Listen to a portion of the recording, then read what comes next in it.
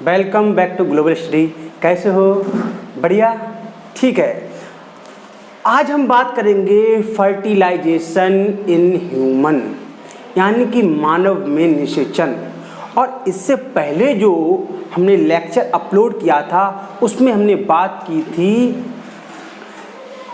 पुष्पों में निषेचन या फर्टिलाइजेशन इन फ्लावर के बारे में हमने बात की थी। आज क्या है, आज जो हम बात करेंगे वो हम बात करेंगे मानव में। ये आप देख रहे हो, ये फीमेल रिप्रोडक्टिव ऑर्गन है, उसकी एनाटॉमी दिख रही है आपको। इसके बारे में भी हम डिस्कस कर चुके हैं प्रीवियस वीडियो में। आप प्लेलिस्ट में जाएंगे और उसको देख सकेंगे अगर आपने नहीं देखा होगा तो। बहुत अच्छी तरह से उसको समझाया गया है। तो फिर हम इसके बारे में आज बात करते हैं। अगर आपको हमारे वीडियो अच्छे लगते हों तो आप अपने दोस्तों को शेयर करिएगा, चैनल को लाइक एंड सब्सक्राइब करिएगा। चलो फिर देखते हैं। निषेचन यानी कि फर्टिलाइजेशन, इसका मतलब क्या होता है? यानी कि नर तथा मादा युग्मक का मिलना, उनका संलयन होना, उनका फ्यूजन होना ही निषेचन है। नर यानी कि नर में कौन से, यानी कि मेल यानी कि स्पर्म और ओवम का क्या होना, मिलना ही क्या है, निषेचन है। वो क्रिया ही निषेचन कहती है। अगर नर युग्मक हमने ले लिए और ये मादा युग्मक यानी कि ये स्पर्म का जो ना सेल है, और जब ये दोनों मिलते हैं, जो मिलने की जो ऐसी क्रिया होगी, ये दोनों को मिलते हैं, तो ये जो मिलना है, इस क्रिया को क्या बोलते हैं? निषेचन बोलते हैं या फर्टिलाइजेशन बोलते हैं। फर्टिलाइजेशन बोलते हैं। और ये क्रिया एकदम से नहीं घटित होती है, ये एक क्रम वाइज होती है। और किस प्रकार से पूरा बेबी बर्थ होने तक क्या क्या प्रोसेस चलती हैं, उन सब के बारे में डिस्कस करेंगे। सबसे पहले क्या होती है? मैथुन क्रिया, जो कॉपुलेशन जिसे बोलते हैं, जहाँ एक मेल और फीमेल का संयोग होता है। उसमें क्या होता है, मेल वेजाइना में स्पर्म को छोड़ता है, और स्पर्म को जब छोड़ता है तो काफ़ी स्पर्म जो हैं रिलीज होते हैं, और वो एक प्रकार से क्या है, दौड़ लगाते हैं पूरे इसमें गर्भाशय के अंदर। और हमने बताया था कि फीमेल की दो ओवरी पाई जाती हैं, यानी कि 2 अंडाशय पाए जाते हैं, और प्रत्येक मंथ एक ओवरी से ही ओवम रिलीज होते हैं या ओव्यूल रिलीज होते हैं। ऐसा नहीं है कि इससे भी रिलीज हो रहे हैं, इससे भी रिलीज। एक मंथ में एक बार किसी, मान लीजिए इस बार इससे ओवम रिलीज हो रहे हैं तो स्पर्म जाएंगे तो इधर भी, स्पर्म जो चल रहे हो ना, वो जाएंगे तो इधर भी, और इधर भी जाएंगे, इधर भी जाएंगे। लेकिन इस दौड़ में मान लीजिए ये ओवम है, और ओवम रिलीज होकर कहाँ आ गया? ये फैलोपियन ट्यूब है। क्या है? अंडवाहिनी है या फैलोपियन ट्यूब है। और फैलोपियन ट्यूब क्या है? फैलोपियन ट्यूब में जाके ओवम क्या होगा, यहाँ पर जाके पहुँच जाएगा। कहाँ? यहाँ पर जाके ऐसे से पहुँच जाएगा, और उससे मिल जाएगा जाकर। उससे क्या बोलेंगे? निषेचन बोलेंगे। मिलना क्या होता है? इस ओवम के ऊपर एक लेयर होती है, इसे कोरोना रेडिएटा बोलते हैं। क्या बोलते हैं? कोरोना रेडिएटा बोलते हैं, जो लेयर होती है। और इसमें एक अम्ल पाया जाता है, उससे बोलते हैं हाइल्यूरोनिक अम्ल बोलते हैं, या एसिड बोलते हैं, जो ओवम के ऊपर जो ये लेयर है ना, इसमें पाया जाता है। तो क्या करते हैं? आते तो बहुत से स्पर्म आते हैं, यानी कि शुक्राणु आते हैं बहुत से, ऐसे करके रेस बहुत से, और ये अटैक करते हैं चारों ओर से। लेकिन जो स्पर्म पहले पहुंच जाता है वो क्या कहते हैं, फर्टिलाइज कराने में एकदम तैयार हो जाता है। कैसे? इसके ऊपर ये आप नीला नीला देख रहे होंगे, इसमें एक एंजाइम होता है। उस एंजाइम का नाम होता है एक्रोसोम। कौन सा? एक्रोसोम एंजाइम होता है। एक्रोसोम एंजाइम कोरोना रेडिएटा जो आप देख रहे हो ना, ये चारों ओर, इसको भेदने का, इसको विदलन करने का, इसको तोड़ने का काम करता है एक्रोसोम। ये एक्रोसोम आप दिख रहे हो ना, ये इसको तोड़ देता है।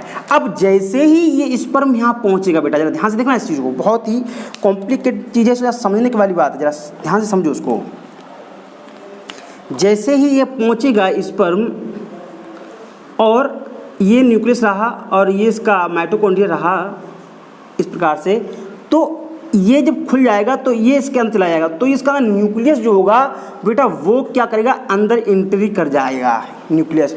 और जो भी इसका बाहर का पार्ट आप देख रहे हो ये क्या है, माइटोकॉन्ड्रिया है। क्या है, माइटोकॉन्ड्रिया है, माइटोकॉन्ड्रिया। और माइटोकॉन्ड्रिया स्पर्म में क्या करता है, माइटोकॉन्ड्रिया स्पर्म को, शुक्राणु को ऊर्जा प्रदान करता है गति करने के लिए या सर्वाइवल करने के लिए। और इसकी जो पूंछ होती है वो गति करने में हेल्प करती है। ये देखो ये पूंछ के द्वारा ही तो गति करके जा रहा है। तो जैसे ही ये अंदर पहुंचता है तो क्या करता है कि एक्रोसोम से ये वाली जो कोरोना रेडिएटा वाली जो होती है या हेलोरिनिक अम्ल इसमें भरा होता है उस दीवार को तोड़ देता है। तो जो पहले पहुंचता है वो तोड़ के अपना न्यूक्लियस इसके अंदर कर देता है और ये न्यूक्लियस इससे क्या कर जाता है, एकदम मिल जाता है इससे जाकर। और इसको ही, इस न्यूक्लियस को मिलना ही, इसका ही फ्यूजन क्या कहलाता है, फर्टिलाइजेशन कहलाता है। नर तथा मादा के युग्मक का मिलना ही क्या बनेगा, निषेचन कहलाएगा। और ये निषेचन की क्रिया कहाँ होती है वो आप देख रहे हो, कहाँ होती है, अंडवाहिनी के अंदर। कहाँ होती है, अंडवाहिनी के अंदर। अंडवाहिनी के अंदर ये क्रिया होती है, यानी कि फैलोपियन ट्यूब। देखिए एक फैलोपियन ट्यूब इस तरफ है और एक फैलोपियन ट्यूब इस तरफ है।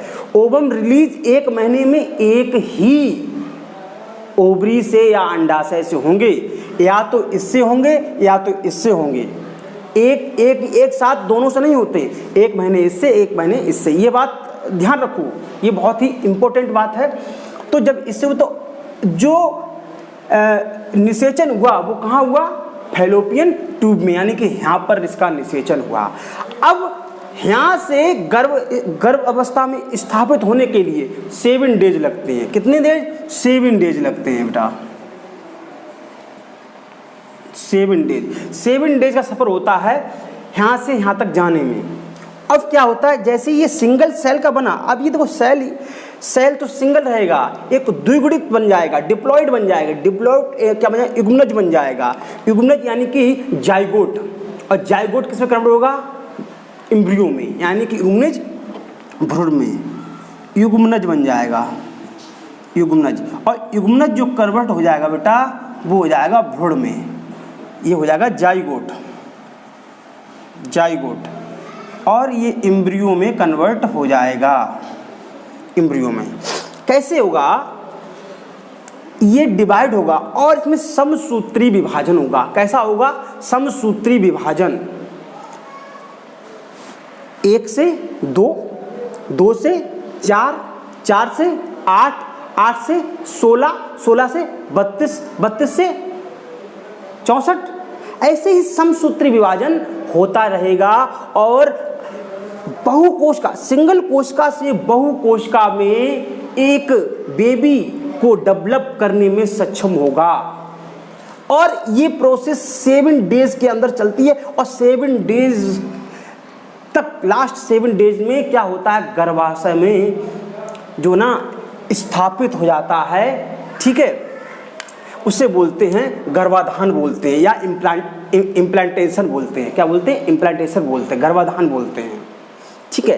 क्या होता है, मेरुला बनता है, मेरुला बनते हैं, यानी कि फिर ब्लास्टूला बनेगा, फिर गैस्टूला। गैस्टूला एक ऐसी पोजीशन है, पहले बनेगा मरुला, यानी कि डिवाइड होगा ऐसे करके। देखिए आपको मैं एक मिनट इसको हटा दूं समझाने के लिए।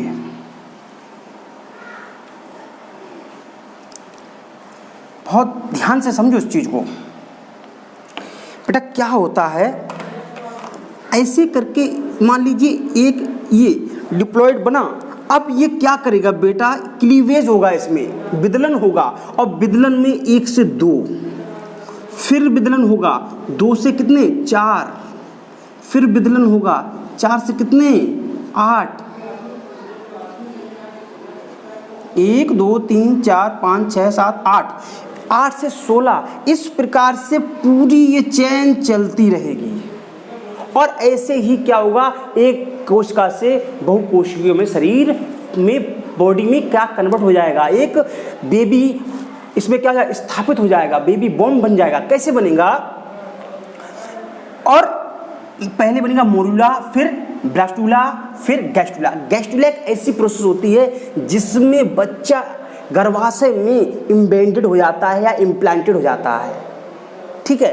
अब बच्चा मान लीजिए, इसको थोड़ा हटा दें हम, मान लीजिए बेबी जो है ना यहाँ पर ऐसे करके स्थापित हो गया, ऐसे करके, ये लीजिए ऐसे करके, ऐसे करके, और क्या होगा, और एक वो होगा जिसके द्वारा ये जुड़ा होता है, उसे अपरा बोलते हैं, जरायु या प्लेसेंटा बोलते हैं। प्लेसेंटा को नाभि से लेके माँ के गर्भ में जो है जुड़ा होता है, और उस प्लेसेंटा या अपरा के या जरायु के द्वारा ही, प्लेसेंटा के लिए जिसे नाड़ी बोलते हैं, ठीक है, उसके द्वारा ही माँ से बच्चा क्या, जो भी न्यूट्रिएंट, जो भी पोषक तत्व या ऑक्सीजन उस माँ के द्वारा ही वो प्राप्त करता है। किसकी सहायता से? इस अपरा या प्लेसेंटा की सहायता से बच्चा प्राप्त करता है, और उसे जो भी वेस्ट मटेरियल रिलीज करने होते हैं वो भी इसी के द्वारा ही रिलीज करता है। जैसे कि ये मान ली गर्भ है और ये बच्चा है, तो ऐसे करके नाड़ी ऐसे ऐसे होगी, तो इसका कनेक्शन क्या, इस गर्भ का इस बच्चे से कनेक्शन होगा, तो ये प्लेसेंटा के द्वारा ही वेस्ट मटेरियल माँ के द्वारा बाहर, और माँ के द्वारा ही वो न्यूट्रिएंट को या पोषक तत्वों को प्राप्त करता है ये बच्चा, ठीक है। इस चीज देख रहे हैं, और विदलन क्या इस प्रकार से ट्रांसफर हो रहा। तो हमने इसमें क्या देखा, हमने ये समझा कि किस प्रकार से निषेचन होता है, कैसे शुक्राणु जाते हैं, और जो निषेचन होता है वो कहाँ होता है। निषेचन जो होता है वो अंडवाहिनी या फैलोपियन ट्यूब में होता है। गर्भ में स्थापित होने को इम्प्लांटेशन कहते हैं, जो बच्चा यहाँ पर स्थापित हो जाता है, और जिसके द्वारा बच्चा भोजन प्राप्त करता है, न्यूट्रिएंट प्राप्त करता है, उसे वो प्लेसेंटा होता है या अपरा बोलते हैं, या जरायु, जो कुछ आप कह लीजिए, उसके द्वारा ही भोजन या पोषण प्राप्त करता है, ठीक है। और इनमें जो विभाजन होता है वो समसूत्री विभाजन होता है, उसके द्वारा बच्चा बड़ा होता है, ठीक है। तो क्या होगा, यहाँ पर बनेगा जाइगोट, जाइगोट से भ्रूण अवस्था तक ये प्रोसेस चलेगी, और लगभग 9 मंथ या 272 डेज बाद बच्चे क्या होती है, डिलीवरी होती है। और जिसे आप वेजाइना देख रहे हो, ये वेजाइना जिसे आप बोलते हो बेटा, इसे क्या बोलते हैं, इसे बर्थ कैनाल भी बोलते हैं। क्या बोलते हैं?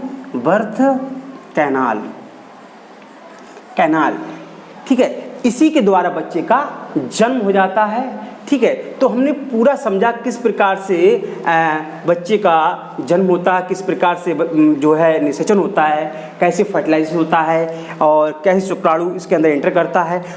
फिर समझिए, शुक्राणु पूरा एंटर नहीं करता है, केवल उसका न्यूक्लियस है ना, ये एंटर करता है, बाद बाकी पूरा पार्ट, पूंछ, माइटोकॉन्ड्रिया, ये और ये सब बाहर रह जाता है, केवल ये अंदर वाला न्यूक्लियस ही अंदर जाता है। उम्मीद करते हैं आपको पूरा ये टॉपिक समझ में आया होगा। तो हमारे चैनल को, हमारी वीडियो को ज़्यादा से ज़्यादा शेयर करें, ताकि और भी लोग उसका लाभ उठा सकें, ठीक है। तो ऐसे पढ़ते रहिएगा, चैनल को लाइक एंड सब्सक्राइब करिएगा। Thank you.